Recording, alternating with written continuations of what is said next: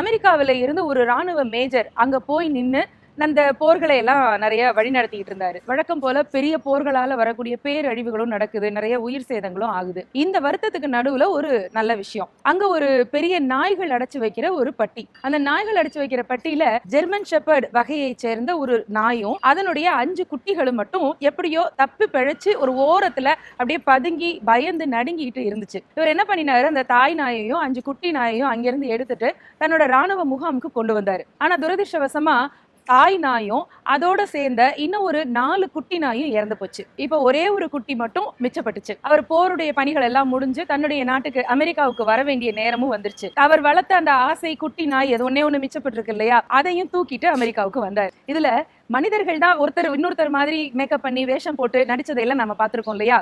ஆனா உலகத்திலேயே முதல் முறையா ஒரு நாய் ஓநாயா நடிச்ச வரலாற்றுக்கு சொந்தமானதுதான் நம்ம ரின் டின் டின்.